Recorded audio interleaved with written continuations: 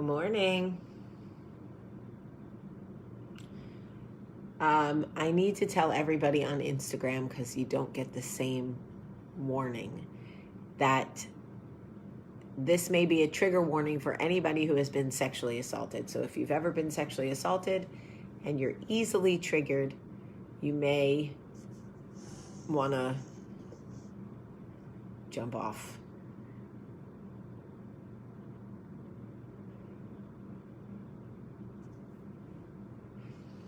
How do you look so great in the morning? I don't know. Sleep? Oh, Middletown. Hey. Good morning, everybody, and welcome to Coffee Talk. I don't know where my glasses are, but I'm close to you so I can see. But I'm still squinting, which tells me I probably need my glasses. I am in New York. This is my last day in New York. I have a full day of meetings. I'm about to get dressed and hit the streets. I love New York. Literally nothing makes me happier. No place in the world makes me happier than New York. I think I'm even happier in New York than I am in New Jersey. I mean, New Jersey's more familiar, certainly, and my family's there, but New York makes me insanely happy. Anyway, just a reminder that if you are easily triggered by conversations about sexual assault, this is probably not the best coffee talk for you. You can just jump off and come back tomorrow. Oh no, my poor people, and the connection is all over the place. If the video goes out in and out, just hang with me. It's the Wi-Fi at the hotel.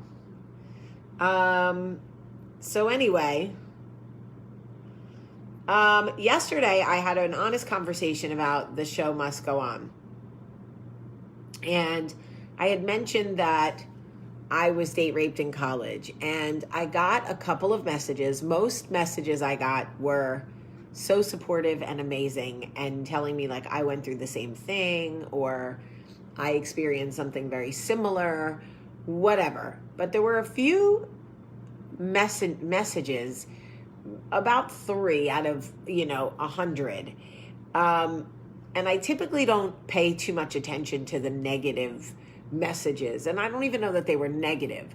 But it is really, really important to me that I make something really, really crystal clear when talking about sexual assault. There are no buts.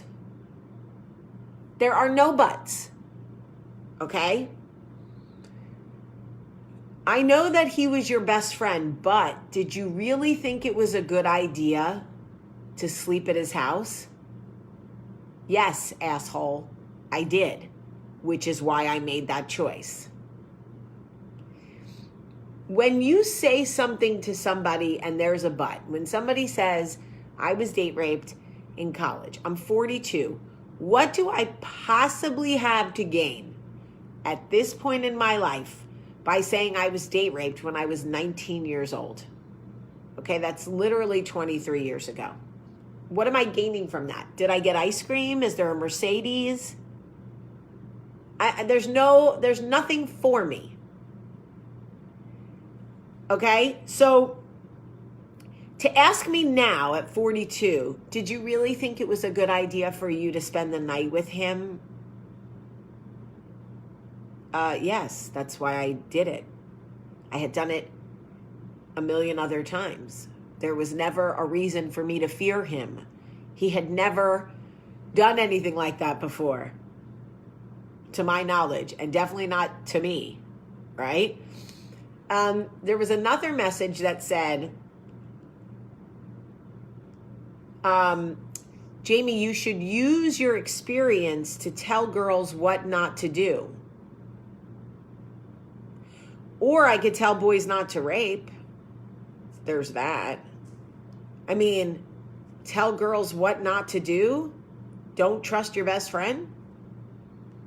I I know what you want me to do, but I'm not going to do what you want me to do, because what you want me to do is bullshit. It's victim blaming. What you want me to do is accept responsibility for what he did to me.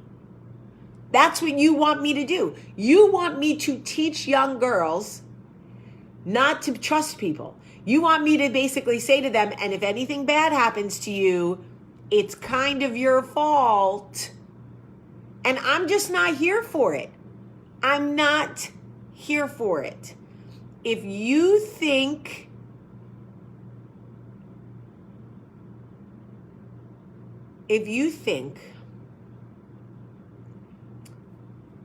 that you are going to somehow move the needle with me by appealing to my, Jamie, you went through this. You have an opportunity to teach young girls what not to do.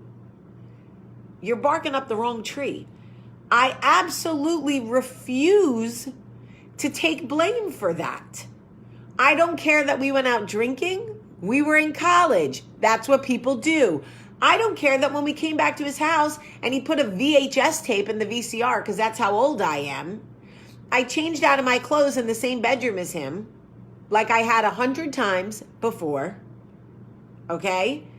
And put on his t-shirt in my underwear and got in bed. Because me wearing a t-shirt and underwear does not give anybody the right to violate me. Let me make something crystal clear to you. If you have ever been sexually assaulted, nothing you said, nothing you did, nothing you wore makes it your fault. And as women, we want to go back, we want to overanalyze. What did I say? What did I do that triggered him?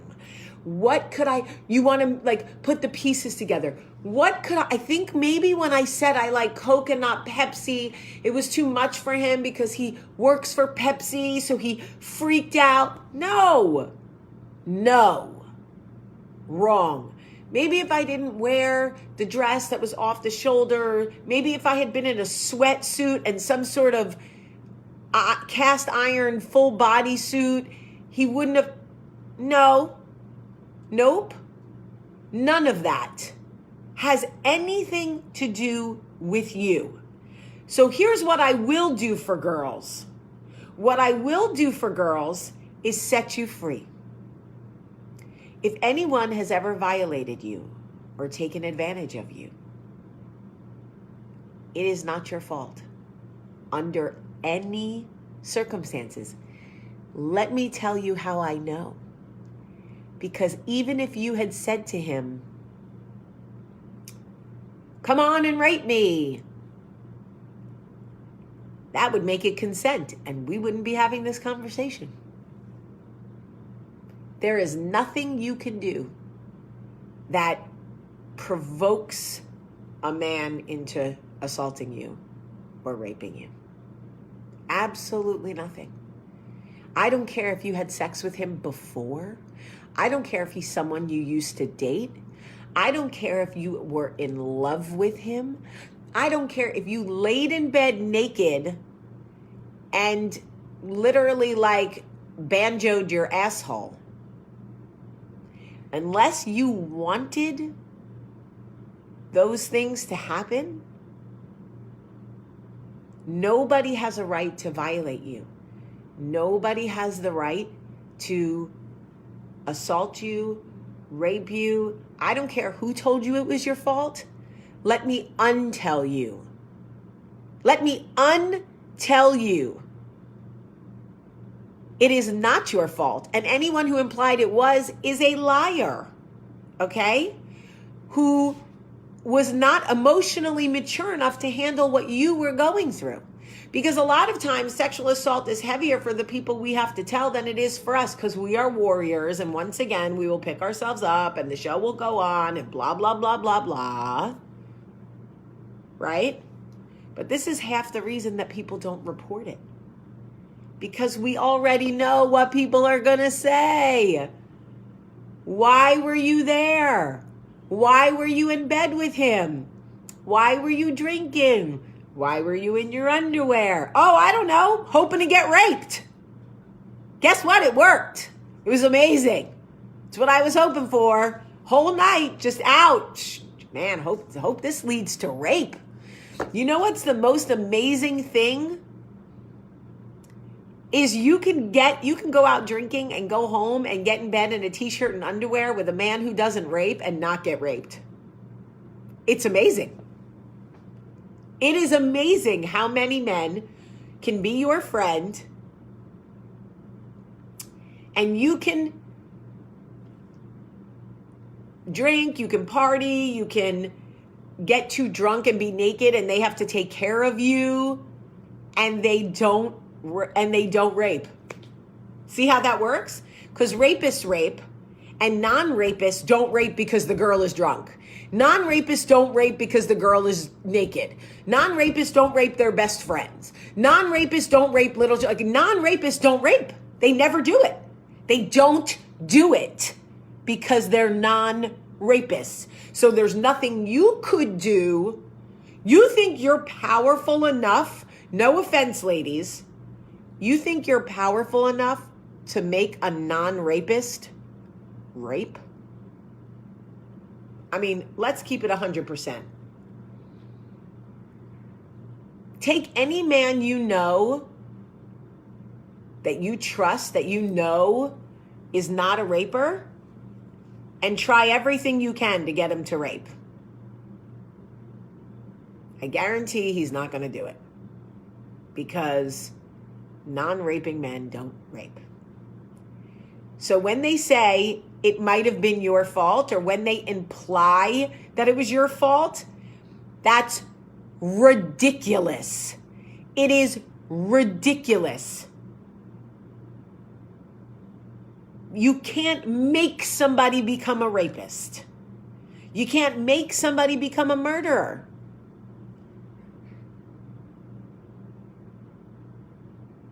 So here's what I'm going to tell you. Rape, sexual assault, any type of violation is a power thing. It's a power thing. It isn't even about sex. They don't even care about sex. Why are you glad I brought up all men wouldn't do that? What have I ever done to imply all men rape? If you need me to tell you all men don't rape, I don't know how closed your mind is. 92% of men don't rape. I don't know. That's probably not a real statistic. Don't go by my statistic. But most men don't rape. However, the ones who do are not doing it because of something you wore. You think like a good, normal, mentally healthy man is just walking down the street one day and sees a short skirt and goes, oh shit, I feel like being rapey today. No. It's all about power. It's all about control. It's all about them feeling small in their itty bitty world and wanting to assert some sort of authority. And it usually comes over women. By the way, how come men very rarely feel like they need to rape other men? I know it happens in prison, and it certainly happens out on the street. But like when a man feels like he wants to rape, when he feels like he needs power, how come you're not choosing the first drunk dude at the bar? Why is it always the chick? Just out of curiosity.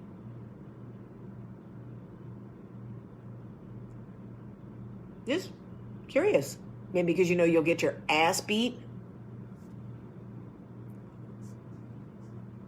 Right, Amy Jackson, because men don't do that.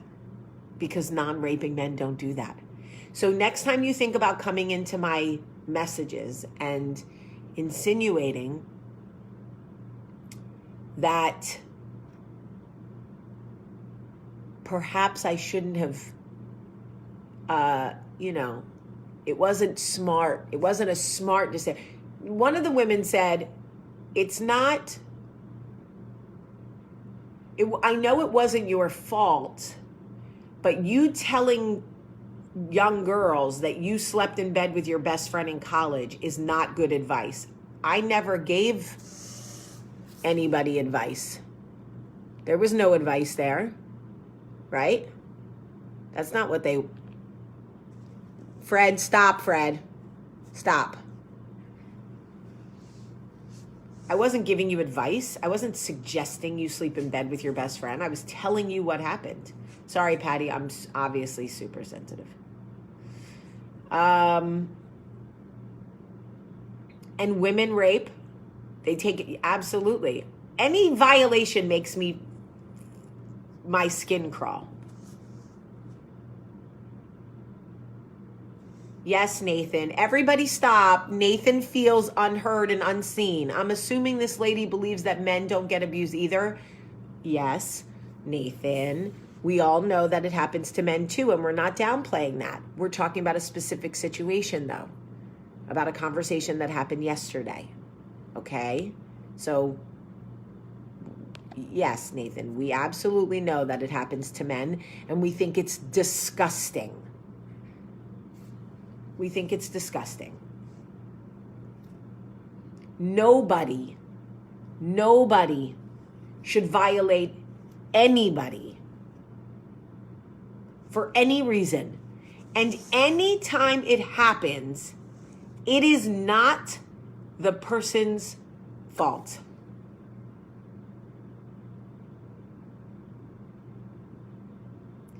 You know what? I'm not going to let the comments throw me from what the original message is. The original message is this. There are people out there who have been sexually assaulted, and people have said things like, well, what did you think was going to happen, dear? You went home with him. I didn't think he was going to rape me. Well, was it smart for you to get in bed with your best guy friend? I mean, what did you... By the way, the first time I was ever sexually assaulted, it was by another girl. So I'm well aware it happens same sex. Girl on girl, boy on boy, boy to girl to boy. I get it. I'm just specifically speaking, unfortunately for us men, the people who are primarily sexually assaulted are women. That's just a fact.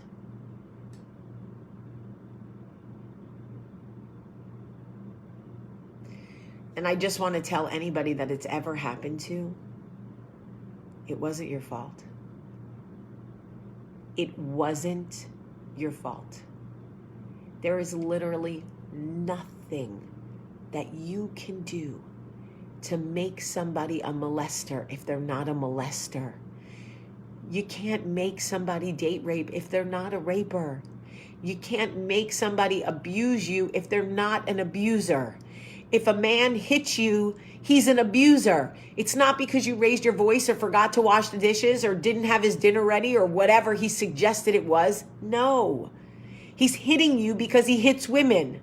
You can't make a man who doesn't hit women hit women. Do you know how many fights Michael and I have had? Do you know how many times I've pushed Michael past his breaking point? Do you know how many times Michael has hit me? 0. 0 times. Because Michael doesn't hit women. If anybody is abusing you in any way, it has nothing to do with you and everything to do with them. So any lies they're feeding you about, I wouldn't do this if you didn't make me, that's not how it works. That's not how it works. You can't make somebody an abuser. You can't make them a raper. You can't make them a molester. If someone molested you when you were little, it wasn't because you seduced them. It wasn't because you looked so much like your mother and they just shut the fuck up. It's the stupidest shit I ever heard. You can't make somebody a molester. That's not how it works. They are a molester. And you were the victim of that behavior. It's that simple. And anyone who tries to make you feel bad about it, I want you to just come right back here. Come right back here to where we are, and we will remind you, okay, that anybody, I love you too, Carrie, that anybody who molested you or abused you or raped you or anything, that is them. That is a them thing. They are a that thing. They are a that. And everybody always asks me, do you think they can change? Listen, I think God works miracles. I just don't know. I just don't know. But let me tell you what I am going to teach my son. I am going to teach my son. I don't care if you are mid-stroke. I don't care if you are in that 15-second window where it feels like the heavens have opened and you are in the home stretch and it feels so good you can't even speak. If she says no and you don't immediately stop, drop, and roll away from that chick, I will kill you myself. That is what I'm going to teach my son. If your friend is drunk and passed out in your bed, sleep on the couch, Max. Sleep on the couch. Let's take all possibility, any weirdness, okay? Let's take it away. So there's no whatever. I'm not going to tell Charlie, don't wear stretch pants because somebody who's rapey may rape you. No. Wear your stretch pants. Wear your stretch pants. Because no means no. And there it is. It's literally that simple. I'm not going to teach young girls not to trust their best friends in high school or college or anywhere else. You're allowed to trust people. You are allowed to believe that the people in your life won't hurt you. You deserve that. You deserve to believe that the people your parents let in the house won't hurt you, that your family won't hurt you, but they do. Sometimes they do. And the most important thing I can tell you is, it is not your fault. Never has been, never will be. Wasn't my fault, never has been, never will be. And you know what? I ran into him years later when I was working for Wayne Brady at a hotel in Washington, D.C. Smack dab, boom, holy shit, he's standing in front of me. How did this happen?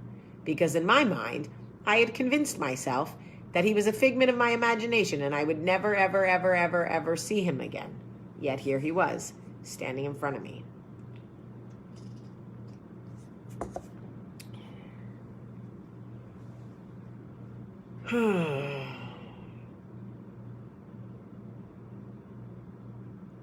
Unbelievable. Unbelievable. And you know what? When I saw him, he said, "Can we talk?" And I said, yes, because I was safe and there was nothing he could do to make me feel unsafe. I had taken all my power back at that point. And he literally said to me, "I feel like what happened was wrong. I feel like it didn't go the way that it should have gone." Is that how you feel? You feel that? Okay. Okay. I just want to say, for whatever part of it made you uncomfortable, I'm really sorry. Whatever part of it made me uncomfortable, you were my best friend and you decided to have sex with me despite the fact that I asked you 50 times to stop. So what part made me uncomfortable would you like to start with?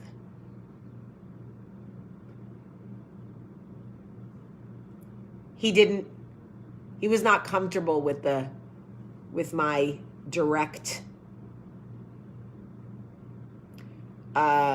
approach. Because I think in his mind, he doesn't see himself as a raper. He sees himself as a young boy who was in love with a young girl.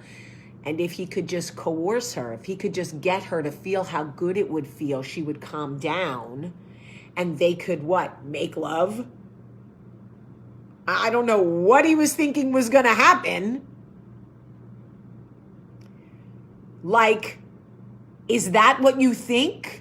You think a girl is going to beg you to get off her, beg you to stop, tell you to stop, and that you have to restrain her, and at some point she's going to go, oh my God, I didn't realize it was going to feel this good. This is amazing.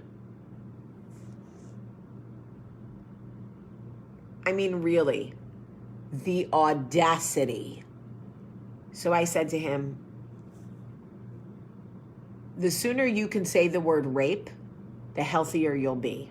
I know you don't want to think of yourself as a rapist because you're like a stand-up guy with a wife and shit, but you are indeed a rapist. If you have raped someone at any time in your life, you are a raper. Maybe you never raped again. Great. I pray it for you. It does not negate the fact that you are a rapist. And Wayne Brady was like this. I don't know what's happening right now. And Wayne was like, what do I need to do? Do I need to beat him up? Do I need to, what about? No, we're good. Wayne didn't hear the whole conversation, but he could see my body language and he could see it was not a fun conversation. And I didn't feel like I needed to let Wayne in on it, which now I hope he doesn't watch this video. But yeah, I'm not here for the whole like, oh, I hate that it happened to you, but if you had only, shut up.